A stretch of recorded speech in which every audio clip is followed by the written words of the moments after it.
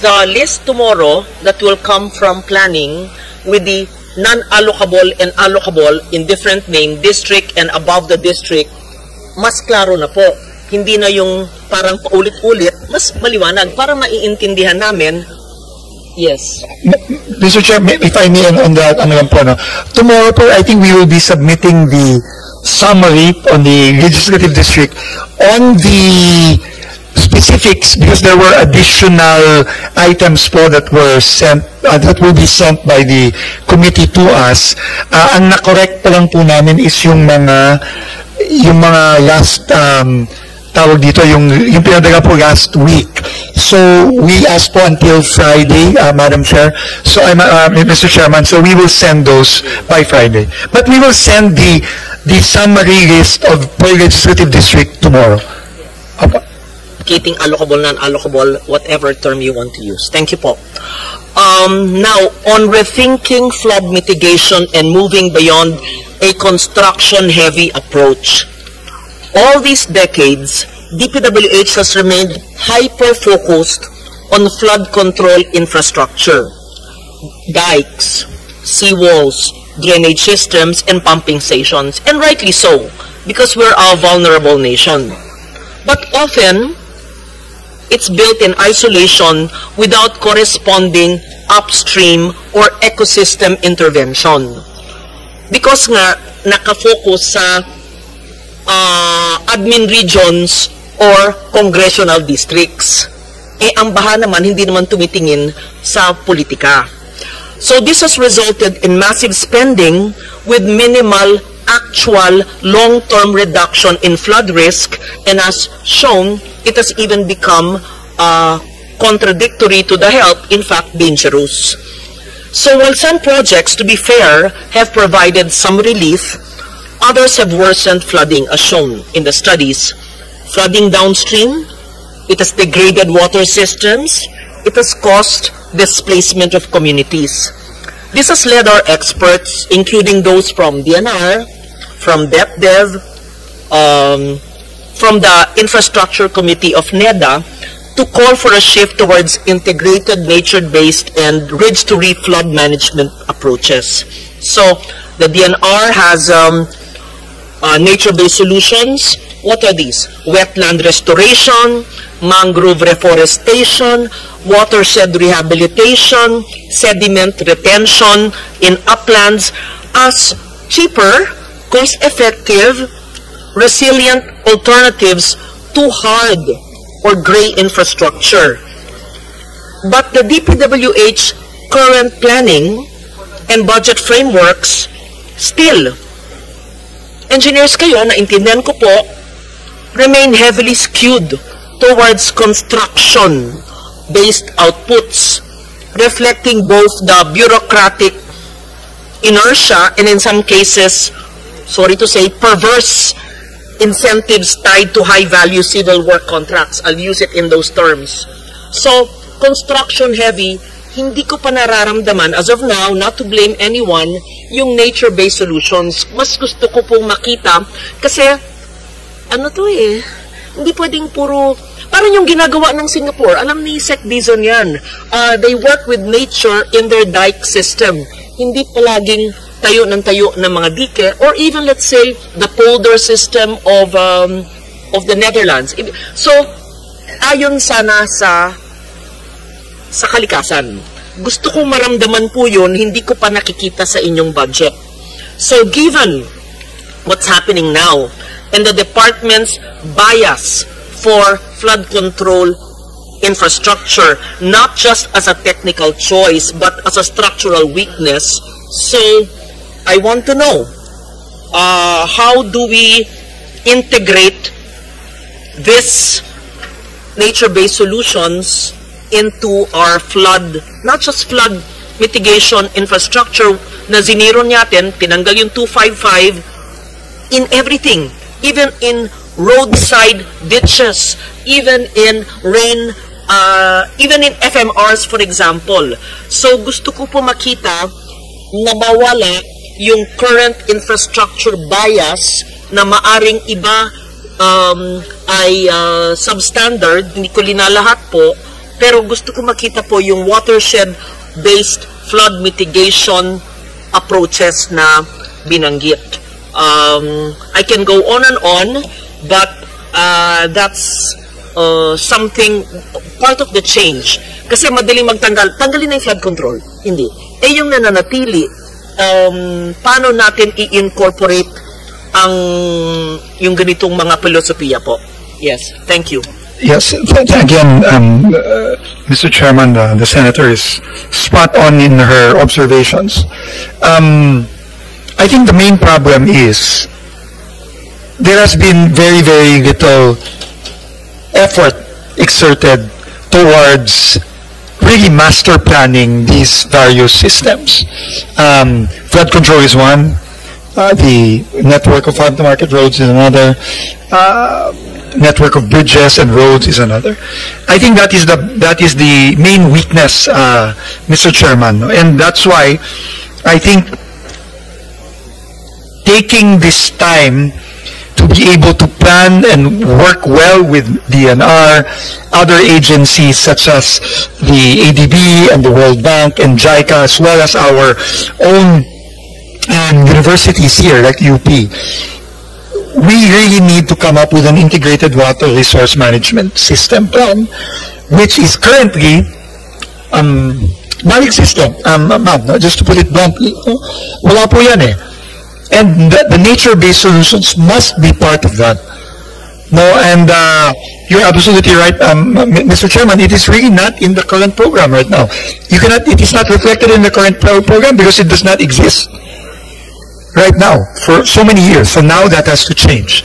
So now that we are working with DNR and with UP and with the other agencies, I think this is where the beginnings of an integrated water resource plan will come to life. No? And that will definitely include and must include nature-based solutions and not just engineering-based solutions to not only the flooding problem but also the overall water management problem.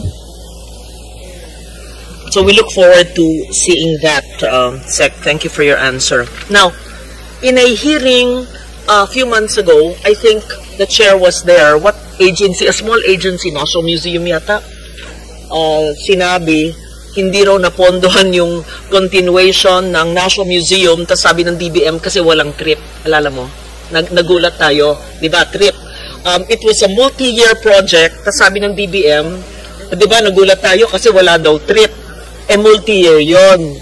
So, gusto ko lang malaman po, how does the classification align with or undermine, I mean, lahat ba ng proyekto na nasa NEP revised ninyo at nasa GAB ay ayon sa TRIP, DepDev's 3-year Rolling Infrastructure Program? Kasi,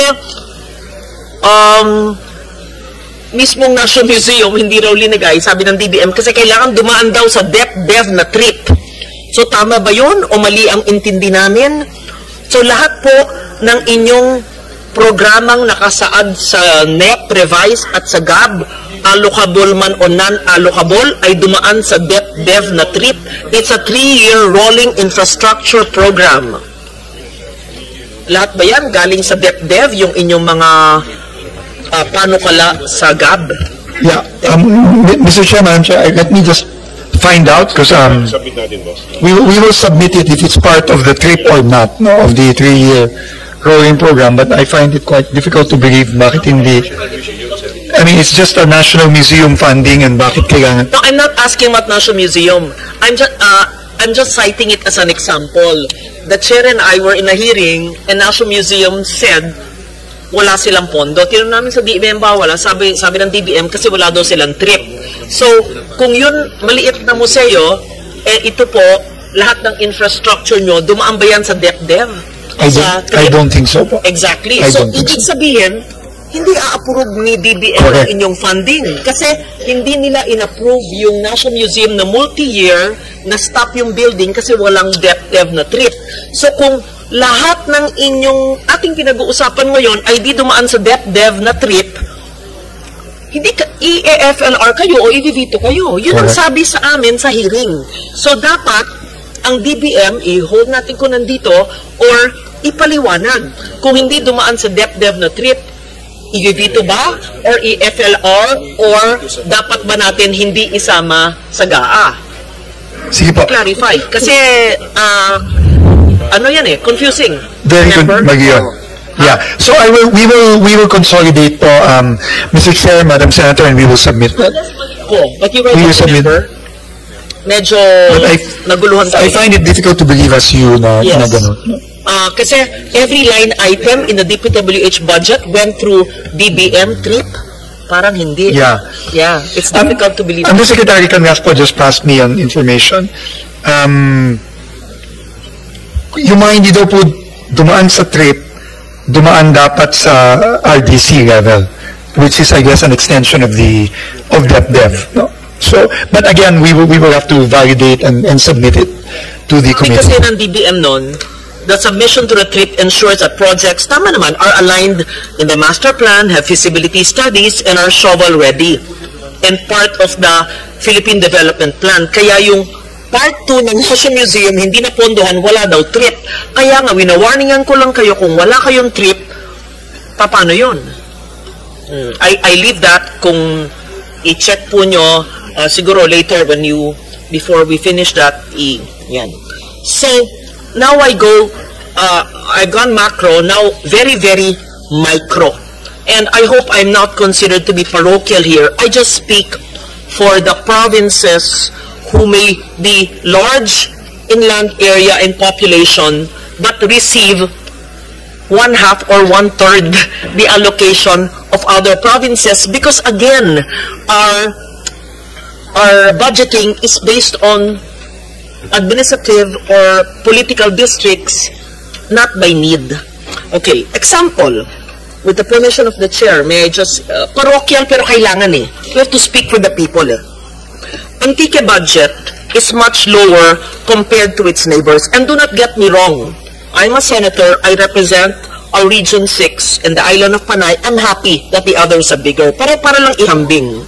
Let's say, Aklan, Iloilo, Capiz, yan. So I'm glad. But Aklan and Capiz, despite having a population equal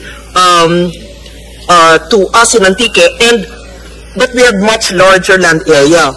Per land area, Antique receives only 0.43 million per square kilometer, roughly 1/3 of neighboring province, kasi lone district kami.